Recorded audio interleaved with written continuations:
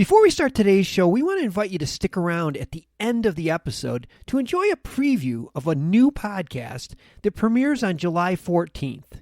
As the industry's exclusive cannabis podcast network, MJBulls is proud to present Women Leading in Cannabis. Join host Kira Reed each week for inspirational discussions with women who are leading the cannabis industry.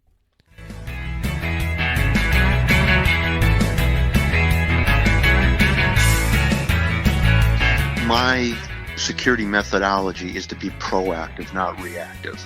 For example, police department, they're used to just responding to the incident and handling the incident once they arrive. My methodology, which is the Secret Service methodology, is let's prevent anything from even happening. From MJBulls Media, it's the Raising Cannabis Capital Show.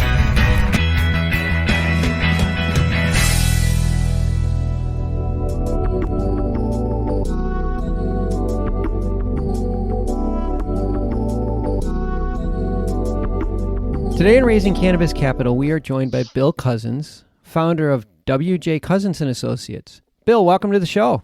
Thanks, Dan. Appreciate it. Well, like so many of the guests on our show, I bet 10 years ago, if I would have said, you're going to end up in the cannabis industry, you wouldn't have believed it. That's so true. I never in my wildest dream did I ever imagine that I would be in this industry. And for our listeners, the reason why is because Bill spent 35 years of your life in law enforcement, starting with being a police officer just outside of Detroit, then moving to a distinguished 22-year career in the United States Secret Service. So I'd say you're an expert at keeping people and property safe. Well, thank you. Yes. Yeah. And I suspect that's one of the reasons why W.J. Cousins & Associates is fast becoming one of the leading cannabis security companies.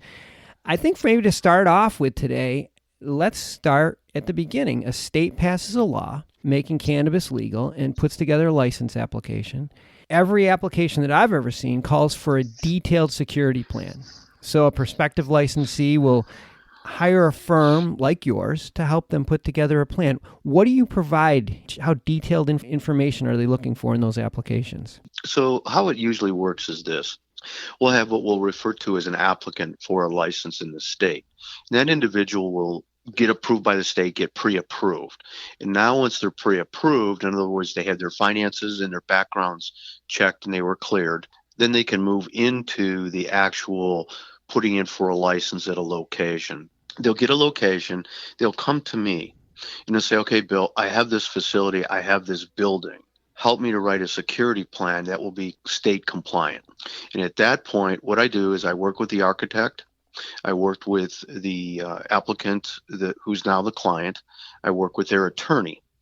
And then I work with selected integrators. And I will write this security plan from movements to how they're going to do background checks, how they're going to handle arrival and departures and secure transport, how the patients will enter in and out of the building, how the employees will enter in and out of the building. And then we get into cameras, the number of video surveillance cameras, the locations of those cameras, the megapixels, and so forth. We help design a vault to keep the cannabis as well as the currency safe within the building. We do the IT secure room, and what that is the state has a strict mandate that the NVRs and recording devices have to be locked up in a separate room with cameras covering the room. We do locking mechanisms, whether they get to the old-fashioned lock and key or they go to with proximity card and reader. Okay. We do lighting for the exterior as well as the interior to make it a safe environment for customers that come in. Wow. It reminds me of the stories that I heard about when you guys would do an event for the president and you'd go into a venue and all the work that you would have to do. I mean, it's very similar to a different scale, but it's the same type of process, isn't it? Dan, it's very similar. I took the skills I learned from the Secret Service on how to protect people and facilities, and I just adopted them to the medical marijuana field. If our country trusts you with the president's security, I suspect they'll be pretty comfortable with protecting a dispensary or a grow facility. Well, let's fast forward. Now the license has been awarded and the business is up and running. What type of security services does an ongoing enterprise need? Well, even before the business is opened, they need somebody who is going to manage the installation of the security technology, the cameras, the locks, and the alarms. Okay. So I provide those services also. And then once they're open, what I do is I will stay on as an advisor, trusted advisor to them. I will do the background checks of the prospective employees. I will come in and audit, make sure that they're totally compliant with the state requirements. I will also act as their representative with the state inspectors that do come in. So if the inspectors are coming in to do a routine audit, I will be there. If the inspectors want to come in and look at video, I will also be there to act as their representative. And because of my past, I am able to establish a very strong, positive relationship with the state inspectors and auditors. People don't appreciate it sometimes when you think about cannabis security, but not only is there a lot of cash, way more cash in a cannabis facility than in most businesses just because of the banking issues, but also your main product could be moved quickly in the black market. Criminals, they look at this as an opportunity. I suspect more than most businesses. That's very true, Dan. My security methodology is to be proactive, not reactive.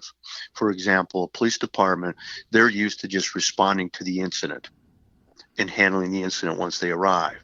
My methodology, which is the Secret Service methodology, is let's prevent anything from even happening. Okay. So that's where I separate myself from some of the others. I heard you say something, failing to plan is planning to fail. Exactly. You got it. You know, it's scary, but I mean, it's the nature of the business until we get this banking loss cleaned up.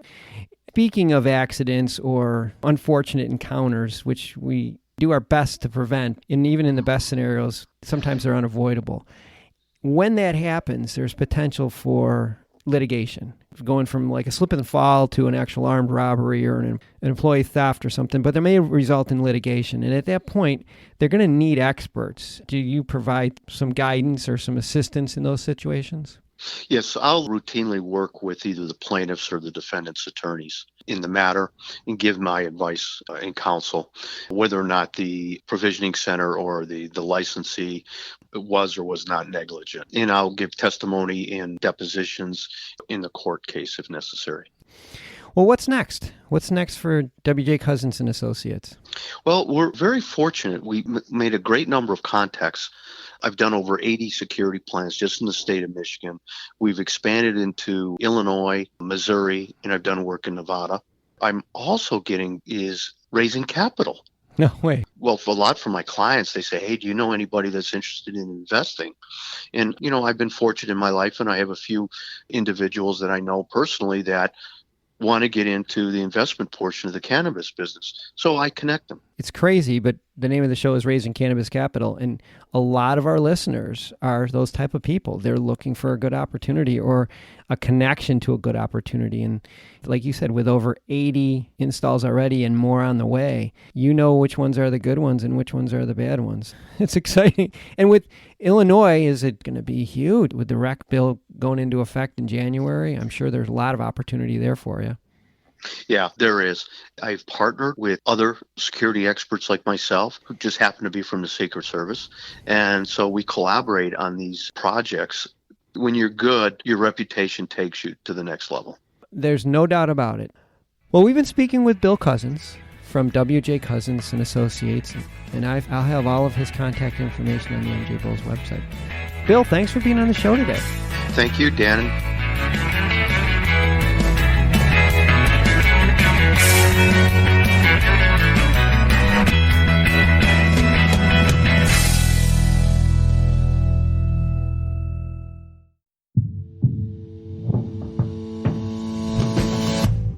Tell me, boy, you make me so bored. You need to walk the other way. I tell you once more, please get out of my way. I don't want you no more.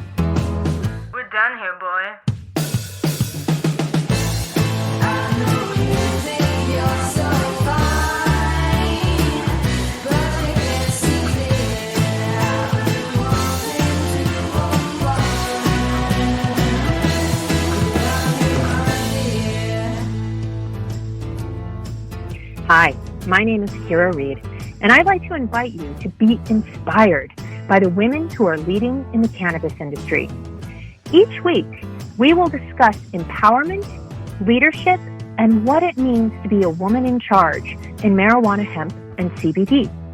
As the founder of the Women Empowered in Cannabis community, I have had the great pleasure to get to know many brilliant and talented women who are CEOs, executives, politicians, advocates, and community leaders that are focused on creating a cannabis economy that is just, fair, and equal. We'll learn how these women make decisions, how they navigate a predominantly male industry, and what they're doing to level the playing field for women. I hope you'll join us.